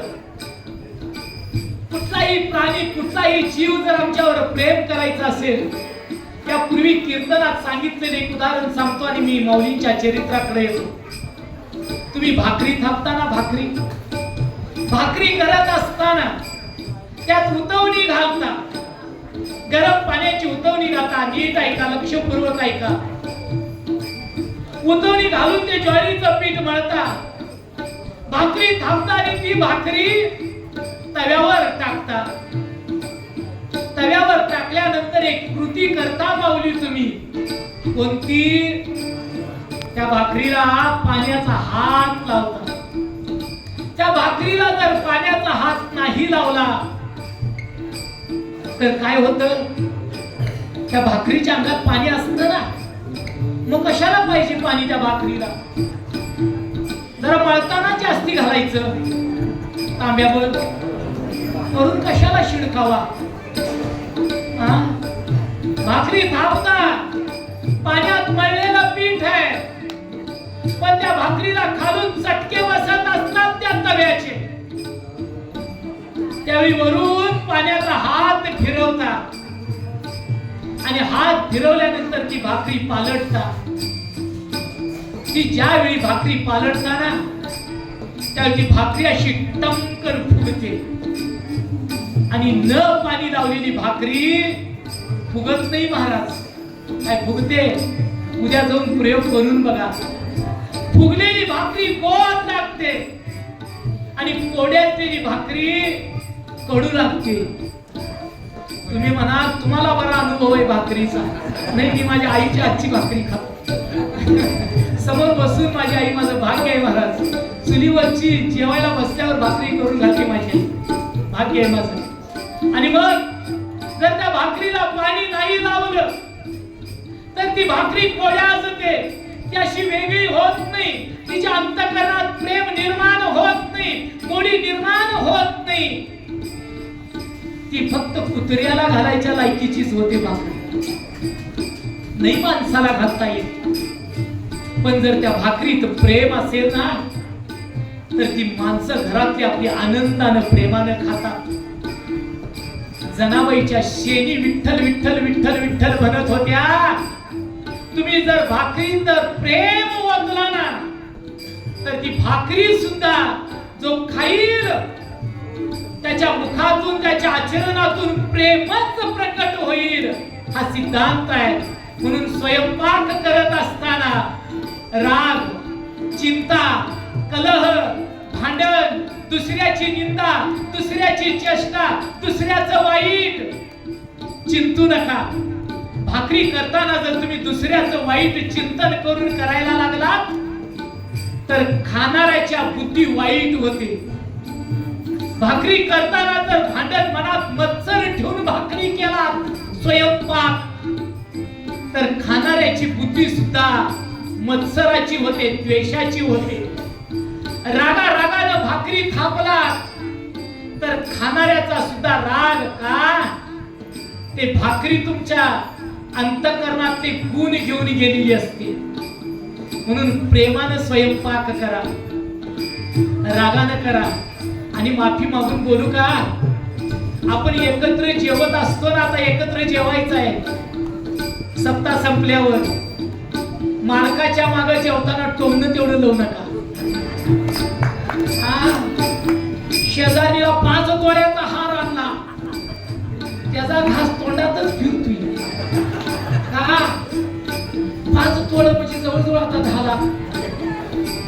ते शांत चित्तानं जीवले तरी त्या मालकाची एकच अपेक्षा असते, मी माझ्या घरात येईन ना, घरच्यांनी म्हणावं आला घ्या, दमला साहेब जरा पाणी घ्या, जरा चहा घ्या, शांत व्हा आणि मग आपण बोलू. एवढा नियम पाळा महाराज, तुमचं घर स्वर्ग झाल्याशिवाय राहणार नाही. ही कथा शिकवते आपल्याला, माऊलींचं चरित्र शिकवतं आपल्याला. प्रेम करा, प्रेम खरा तो एकची धर्म, जगाला प्रेम अर्पावे. काय देता आलं तर जगाला प्रेम द्या. आणि मग ही 4 भावंड शुद्धीपत्र घेऊन आळंदीला यायला लागली. आळंदीत आली. आळंदीत आल्यानंतर सगळ्यांना आनंद झाला, पण एकाचं कल्याण व्हायचं होतं, तो मात्र असा त्रासलेला होता. आळंदीच्या झोपडीच्या समोर आले, शुद्धीपत्र हातात आहे, आनंद आहे सर्वांना का सर्वांच्यावर गुरु कृपा झालेली आहे.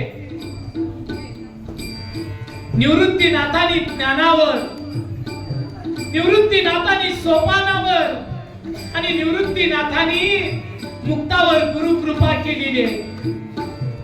आणि मग ही 4 भावंड आळंदीच्या सिद्ध बेटाच्या झोपडीवर समोर आलेले. सिद्ध बेटाच्या झोपडीजवळ मुक्ता म्हणते, ए ज्ञाना, ए ज्ञाना, जरा पुढे. मुक्ता म्हणते, दादा अरे आपण तीर्थयात्रा करून आलोत ना. हो ग मुक्ते, आपण तीर्थयात्रा करून आलो, मग दादा तुला माहित नाही का काहीतरी मोडमोड करावं लागतं, सांगता करावी लागते तीर्थयात्रेची, मग करूया ना. निवृत्ती म्हणायला लागला, काय करायचं? आज आपल्या सगळ्यांना आपली आई मांडे फार छान करायची, आपण मांडे करूया. हो मांडे. आणि मग माऊली म्हणतात, ज्ञाना म्हणतो, मुक्ते त्या गावातल्या कुंभारी आजीकडे जा, मी तोपर्यंत पिठाची व्यवस्था करतो. आणि त्या कुंभारी आजीकडे जाऊन एक मडकं घेऊन ये ग. मुक्ता म्हणाली, हो ग ज्ञानाई, जाते जाते, आता तूच माझी आई. जाते जाते जाते जाते, आता जाते. आणि मुक्ता गावाच्या कुंभारी मावशीच्या जवळ गेली. असं झालं, असं ओ कुंभारीनाथची, कुंभारीनाथची, अगं मुक्ता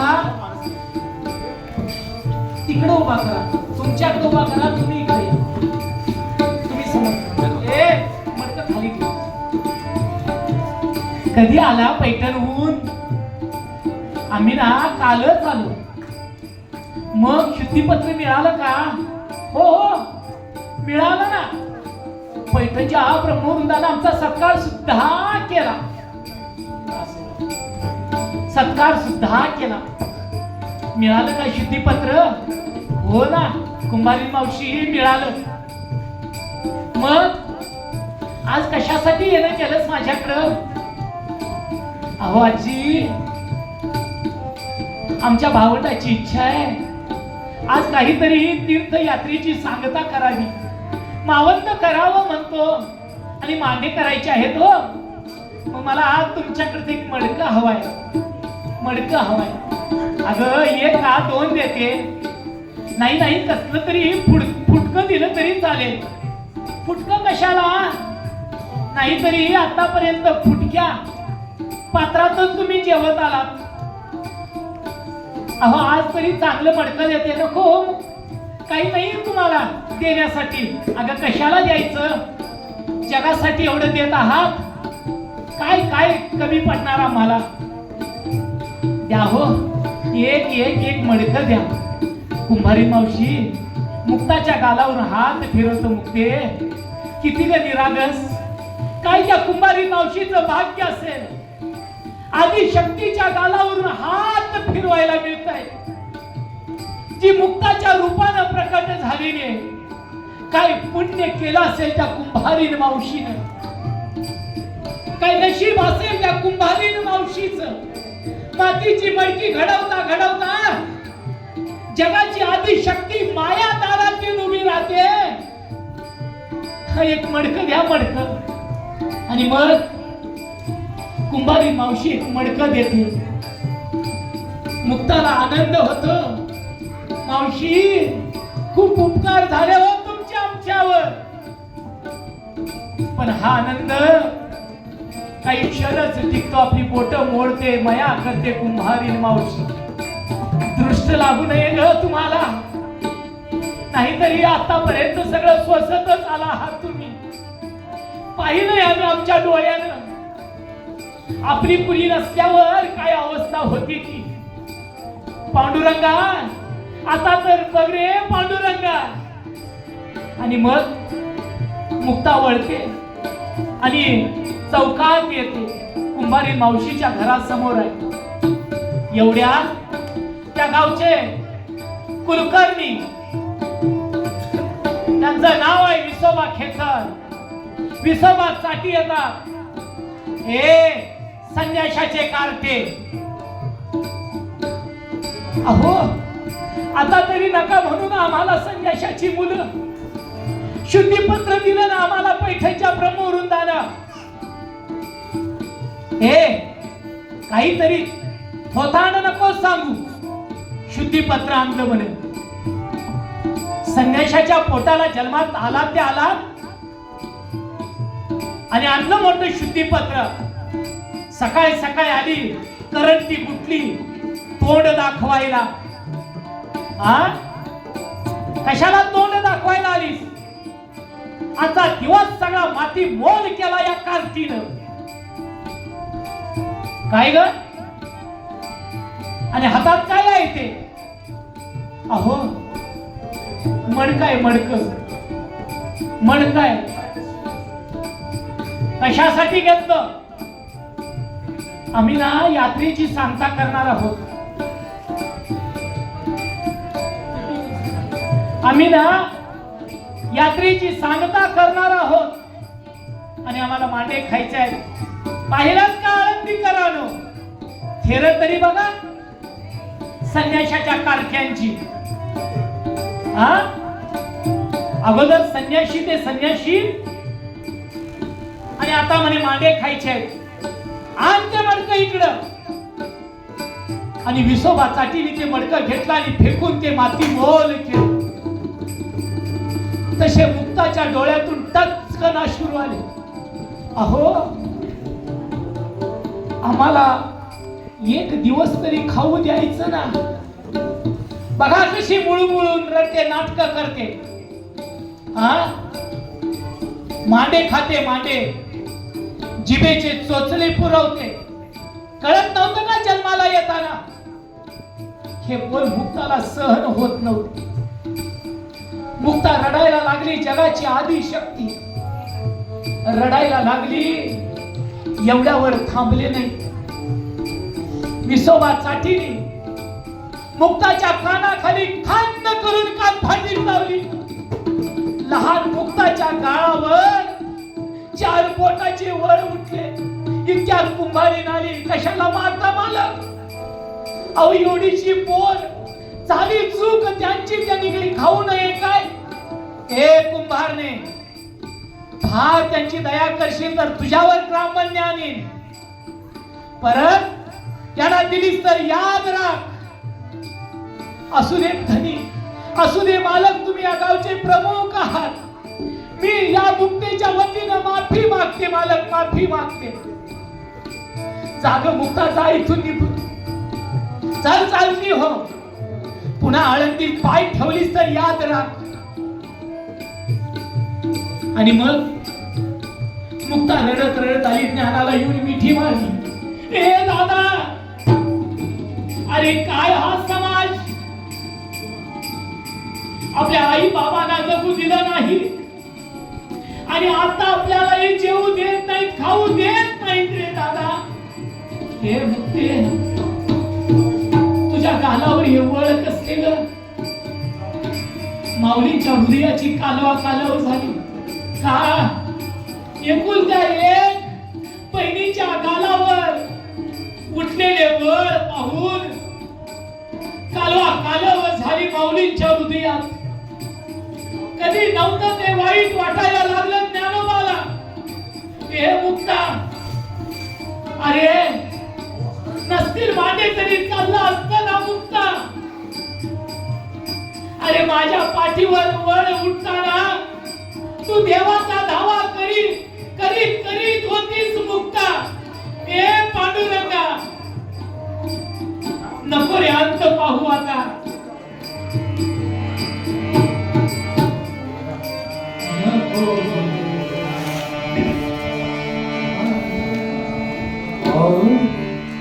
नको देवराय अंत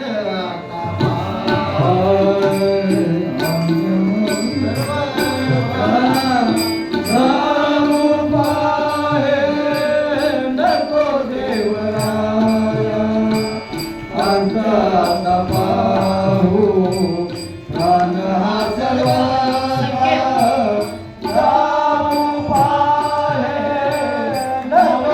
करत होत्या पांडुरंगाला. ए पांडुरंगा, नकोस रे अंताचा पाहू. देवा, काय चुकलं रे देवा आमचं? अरे देवा, इतके पापी आहोत का आम्ही? आमचे आई वडील घेऊन गेलास देवा, आणि आता आम्ही तीर्थयात्रेची साधना करावी म्हणतो तरी आधी शक्तीला मार खावा लागतो या जगाकडून. देवा, आणि तुला तरी दया येऊ देवा रे देवा. हल्लीच्या माणसासारखी माझ्या मुक्तीची अवस्था झाली देवा. हल्ली आपल्या माणसाला टाकून गेली तशी माझी आई गेली देवा. आणि या माणसाला काय रे देवा?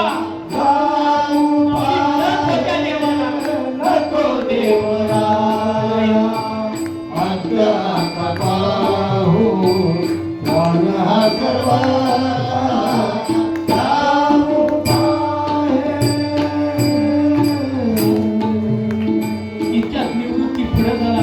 ए ज्ञाना, अरे ज्ञाना, काय इतकं वाईट वाटून घेतोस रे ज्ञाना? तुला मांडेच खायचे आहेत ना? थांब रे थांब.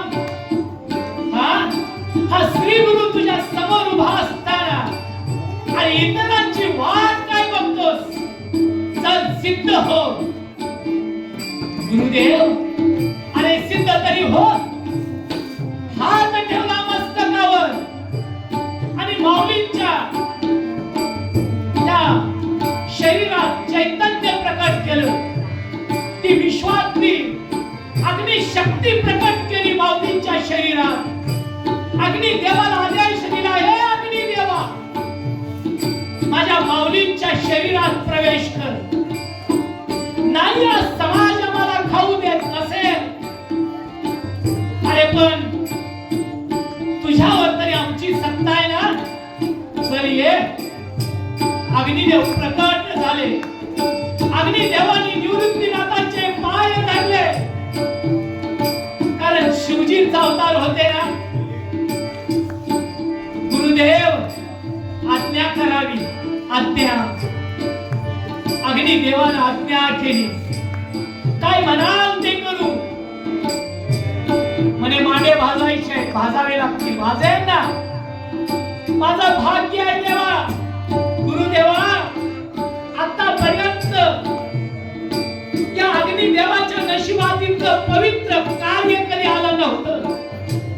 ते आज देवा तुमच्यासाठी माझ्या रूपाने मला करायला मिळतं. याच्यासारखं दुसरं भाग्य काय आहे माझं. आणि मग अग्निदेव प्रकट झाले. आणि मग ज्ञानदेव झोपडीच्या आत मोनवे झाले. मुक्ताला निवृत्तीने सांगितलं, हे मुक्ता काढ ते मांड्याचं पीठ, मांड्याचं पीठ काढ. मळ म्हणे मळ. निवृत्ती मदत करायला लागला. हे मुक्ते थांब ना, मी पाणी घालतो पिठात. हा निवृत्ती पाणी घालतो आहे. मुक्ता पीठ मळते आहे. पिठाचे मांडे भात तयार करते आहे हातावर. काही प्रसंग आहे. निवृत्तीनाथांचा कृपा आशीर्वाद आहे. पण समाज कसा असतो सांगून. हीच परीक्षा पाहण्यासाठी विसोबा साठी पुन्हा त्या झोपडीच्या जवळ आलेले कशी करतात पाहू. विसोबासाठी आलेले.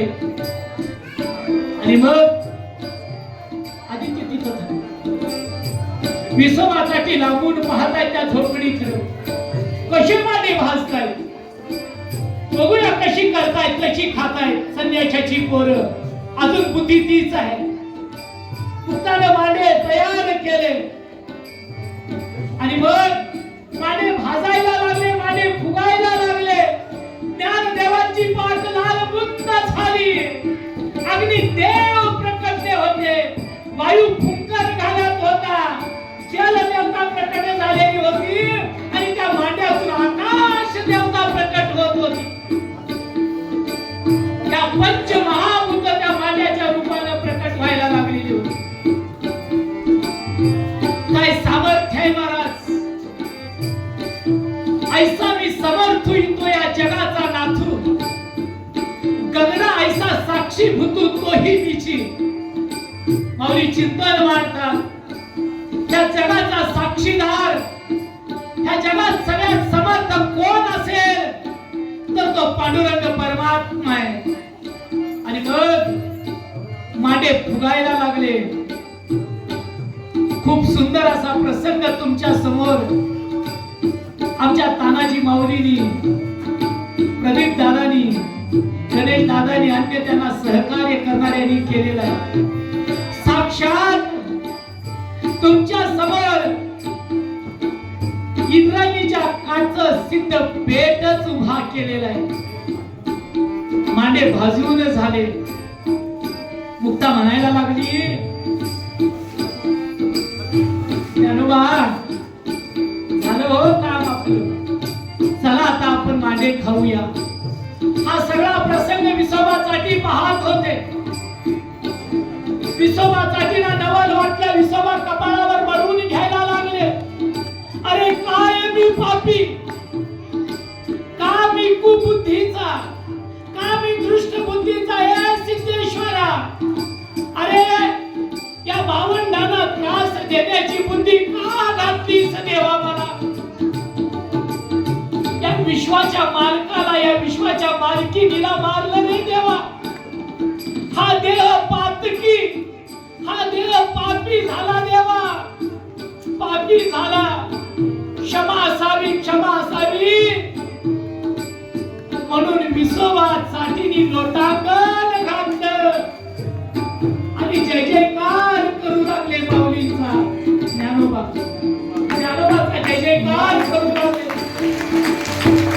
माऊली सगळ्यांनी भजन करा माऊलीचं.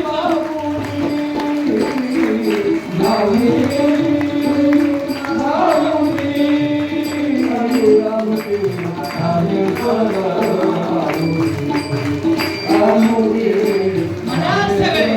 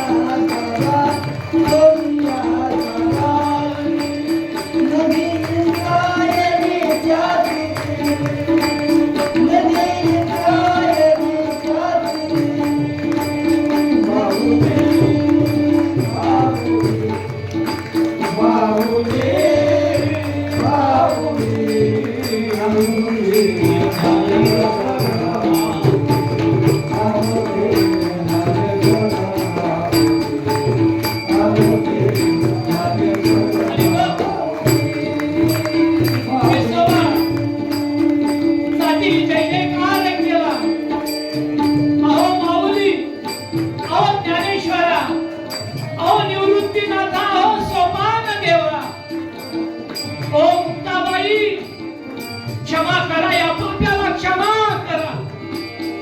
फार पाप झालं माझ्या हातून. मला काही उपदेश करा. मला माझ्या जीवनाचं सार्थक कल्याण करून घ्यायचं आहे. नाही मी तुमचे पाय सोडणार. म्हणून माऊलीच्या पायाला मिठी मारली. जे गावचे विसोबासाठी मिठी मारली. माफी असावी, माफी असावी, क्षमा असावी. आणि धाय मोकळून लढायला लागले. माऊली त्याला हाताला धरून उठवले. उठा विसोबा उठा. मुक्ताई महाराजांनी हात पुढे केला आणि गुरु कृपा केली. मुक्ताईला गुरु कृपा केली. ए विसोबा परता हो, परता हो. विसोबा हात जोडल्याने म्हणायला लागले. म्हणे मी आता मरेच्या पलीकडे जातो, जातो जातो जातो. गुरु उपदेश झाला आणि माझं जीवन धन्य झालं. त्या लोकीचं जीवन धन्य झालं.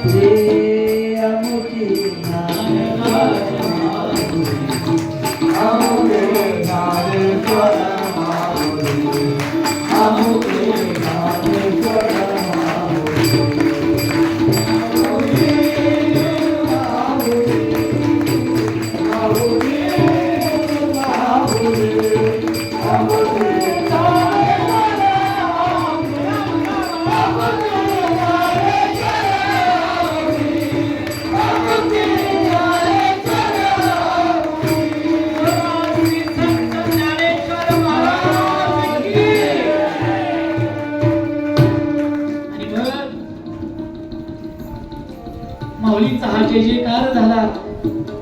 अख्या आळंदीकरांनी मान्य केलं. लोक मान्यता मिळाली. आजची कथा इथं संपते आहे आणि ते आता तीर्थयात्रेला निघणार आहे. आपण आता या 4 भावंडांची तीर्थयात्रा उद्याच्या प्रसंगात पाहणार आहोत. गेले 2 दिवस आणि आजचा 3रा दिवस. माऊलींचं चरित्र अलौकिक आहे. माऊलींचं चरित्र हृदयाला पाजर फोडणार आहे. माऊलींचं चरित्र गुरु कृपा करणार आहे. त्यामुळे सर्वांना हात जोडून विनंती आहे. चरित्र बोलत असताना, चरित्र सांगत असताना, चरित्र कथन करत असताना एखादा प्रसंग आला असेल, तो कोणताही प्रापंचिक असेल, तो माझा पदरचा नव्हता. माझ्या सद्गुरूंनी मला जे इथं बोलवून घेतलं, त्या सद्गुरूंचे बोल असतील, त्यांनी केलेली ती कृपा असेल. आजच परमपूज्य झेंडे महाराज दुपारीच या पवित्र ठिकाणी येऊन गेले. हा महाराजांचा दुपारी फोन आला. मी 3 दिवस फोन करत होतो महाराजांना. महाराजांचं खूप शेड्यूल व्यस्त आणि फोन आला, गुरुजी मी हायस्कूल जवळ आलोय, कुठं जायचं आहे? मी म्हणलं महाराज 2 मिनिटं थांबा येतो. आम्ही आलो. त्याच्या अगोदर महाराज मंदिरात आलेले होते. मंदिरात आम्ही सगळेजण होतो. काही प्रदीप बुवा आहेत आमचे, तानाजी दादा आहेत, रघुनाथ आहेत, साळुंखे कंपनी होती, गणेश दादा होते. महाराजांना इतका आनंद झाला. महाराजांनी एकच सांगितलं, चारित्र्य बदलतच. चरित्र ऐकून चारित्र्य बदलतं. म्हणून जेवढं शक्य होईल तेवढं ऐकावा. त्यांच्या कृपेनं चाललेलं आहे. अगदी कचरनाथांच्या आद्य गुरुची परंपरा महाराजांनी सांगितली सिद्ध आहे. त्यामुळे ह्या परंपरा त्यांना सांगणं काही अशक्य नाही. अशा परमपूज्य झेंडे महाराजांचे चरण आज या ठिकाणी लागले.